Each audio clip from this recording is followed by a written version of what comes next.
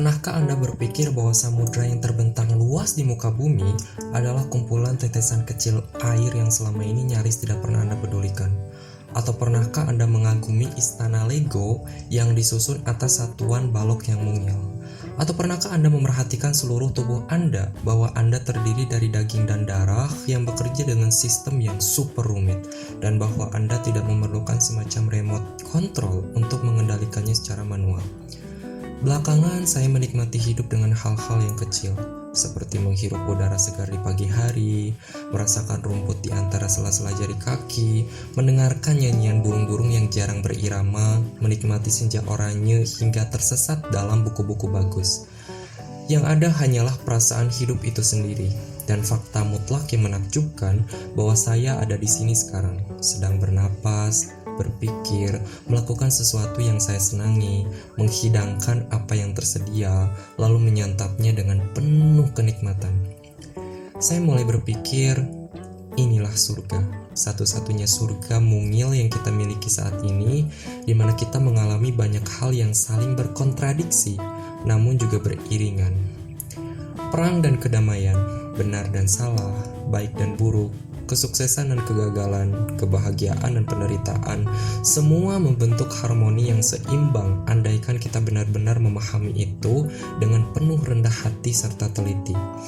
Kita memiliki kecenderungan untuk berpikir bahwa ada banyak hal yang terjadi begitu saja.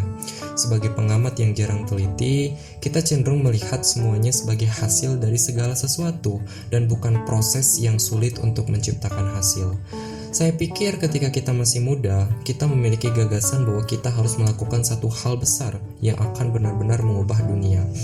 Kita bermimpi begitu besar karena kita gagal menyadari bahwa satu hal besar itu sebenarnya terdiri dari ratusan bahkan ribuan hal kecil setiap hari yang harus diam-diam dan tanpa basa-basi dipertahankan dalam jangka waktu yang lama. Dan itulah kehidupan. Saya yakin bahwa setidaknya sebagian besar dari kita menjalani hidup sebagai suatu penantian yang panjang terhadap sesuatu yang kita yakini akan tiba di sebuah momen. Mereka bertahan di jalan yang menyakitkan dengan harapan bahwa di depan adalah cahaya. Ironisnya, mereka nyaris tidak pernah tahu apakah mereka akan sampai di ujung jalan itu dan apa yang menjamin mereka bahwa buah penantian itu akan membahagiakan. Mereka hanya duduk menunggu dan menunggu hingga akhirnya mereka melewatkan hal-hal kecil.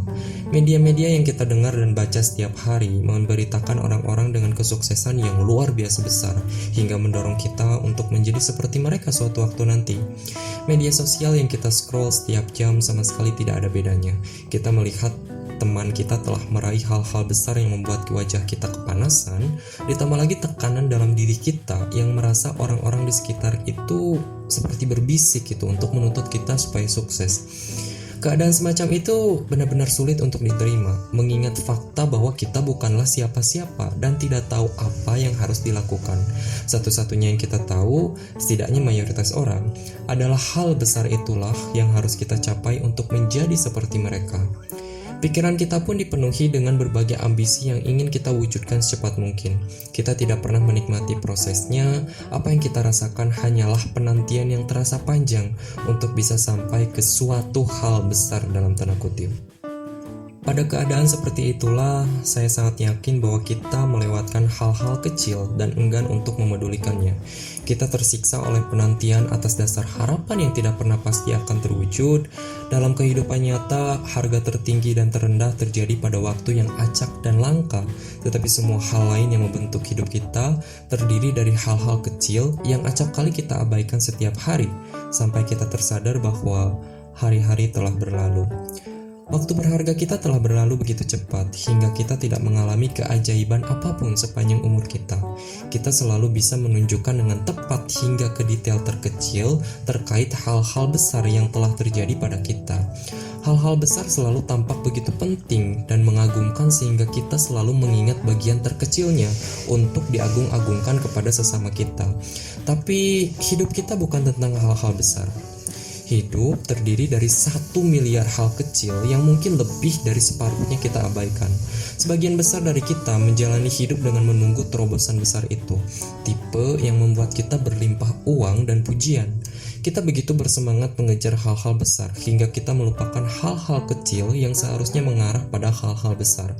Maka kita pun cenderung mengabaikan hal-hal kecil dalam hidup kita, padahal hal-hal kecil adalah segala sesuatu yang tampaknya begitu sepele dan kita berpikir tidak apa-apa untuk melewatkannya karena suatu waktu akan terjadi kembali atau pihak yang bersangkutan akan memakluminya andai kata kita mengabaikan itu. Tersenyum pada seseorang yang tidak dikenal, bangun dan menyadari bahwa langit cerah dan indah, mengucapkan terima kasih pada seseorang setiap malam, menikmati rintikan hujan alih-alih memakinya, menyaksikan anak-anak bermain dan tertawa. Saya selalu tahu bagaimana caranya sedikit berterima kasih pada kehidupan. Menatap bintang-bintang bersama kedinginan malam, menyambut fajar dengan segelas teh hangat, tertawa sendiri pada ingatan konyol, berpusing-pusing dengan buku filsafat. Ada begitu banyak hal kecil yang sering kita abaikan setiap harinya. Kita tidak menghargai itu karena pada dasarnya kita ingin tepuk tangan meriah dan banjir perhatian dari semua orang atas prestasi besar kita. Entah karena ego atau apa, kita ingin planet ini mengitari kita dengan setia. Sebagian besar hidup kita terbuang sia-sia untuk pikiran yang tidak membawa apa-apa. Kita semua memikirkan sesuatu dengan penuh perhatian, tetapi pada akhirnya kita hanya menutupi hari dengan banyak berpikir dan tidak melakukan apa-apa sedikit pun. Tentu berpikir itu amatlah penting, tetapi pada momen yang menenangkan, momen di mana hal-hal kecil ada di hadapan kita, lebih baik untuk menyimpan semua kecamuk pikiran itu sementara dan menikmati apa yang hidup persembahkan untuk kita. Gerakan kecil yang halus di sana-sini terkadang memiliki kedalaman yang lebih dalam daripada keagungan yang kita harapkan dengan ambisius. Jika sudah seperti itu, kita harus membiarkan hal-hal kecil yang biasanya membosankan kita, tiba-tiba menggetarkan kita. Hal-hal kecil juga merupakan anak tangga yang membantu kita menuju puncak kehidupan dalam tanda kutip, jika istilah itu benar-benar ada. Ketika kita tidak menikmati setiap langkah yang kita jalani, kita akan menderita sepanjang jalan dan mungkin mati saat tiba di puncak nanti. Apa itu puncak kehidupan? Sesuatu yang menjadi panggilan hidup kita tentang mengapa kita ada di sini. Tapi apa panggilan itu? Entah. Jawaban tersebut hanya ada dalam lubuk hati terdalam setiap orang dan tidak mudah untuk mendengarkannya. Ketika saya menikmati setiap anak tangga di mana kaki saya berpijak, saya hampir tidak menyadari bahwa langkah kecil saya sedang mengarah ke sesuatu yang lebih besar dan sekonyong-konyong saya sampai di tujuan. Menghargai hal-hal kecil berarti kita memusatkan perhatian pada apa yang memelihara dan menopang kita dalam hidup, pada segala sesuatu yang memberi kita kesenangan sekecil apapun. Implikasinya, dengan merayakan setiap hal kecil dalam hidup, kita tidak akan menghentikan hal-hal buruk untuk terjadi, tetapi kita akan belajar tentang bagaimana untuk berhenti menekankan arti bahwa peristiwa buruk sedang terjadi. Seperti yang telah saya ungkapkan sebelumnya, berbagai hal yang selama ini banyak dianggap buruk, pada kenyataannya adalah penyeimbang dari hal-hal baik itu sendiri, yang jika salah satunya tiba-tiba musnah, maka kehidupan akan kacau dengan sendirinya. Akibatnya, kita akan menemukan sumber keseimbangan mental yang mungkin selama ini tidak pernah kita pikirkan. Hal-hal kecil yang tidak berarti apa-apa bagi kita sekarang, besar kemungkinan akan sangat berarti di kemudian hari.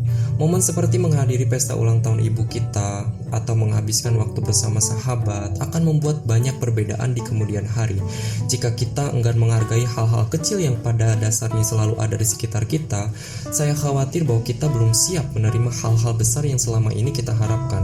Hidup hanyalah banyak petualangan yang terjadi dalam keseharian kita. Seperti kata pepatah Belgia, dia yang tidak menginginkan hal-hal kecil tidak pantas mendapatkan hal-hal besar. Ya, meskipun saya tidak yakin tentang bagian Belgianya.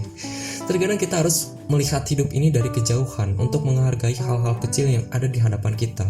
Ada hal-hal sederhana yang cenderung kita abaikan, tetapi semua itulah yang sebenarnya jauh lebih penting. Apa yang kemudian saya sadari adalah hanya hal-hal kecil itulah yang selalu saya miliki sepanjang waktu. Ketika saya mengalami kemenangan besar di suatu momen, saya selalu tahu bahwa itu bukan milik saya, hanya saja sedang berpihak pada saya. Ia akan pergi tepat pada waktu yang mungkin saja tidak pernah saya duga. Dan ketika semuanya hangus dimakan waktu, saya masih memiliki hal-hal kecil untuk dinikmati sepanjang saya mau.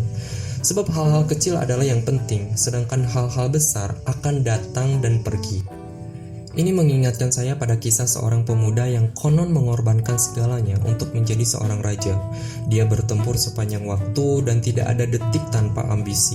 Suatu ketika, dia kelelahan dan didatangi gurunya yang bijaksana. "Engkau mencari kilauan hidup di antara awan-awan dengan susah payah," tutur gurunya. "Tidakkah kau ingat bahwa harta karun selalu terpendam di bawah tanah? Di antara kerikil-kerikil menjijikan itulah kehidupan yang berharga terletak. Dalam beragam hal tak terpikirkan itulah kehidupan yang memuaskan terletak." Dan kisah itu tidak pernah ada.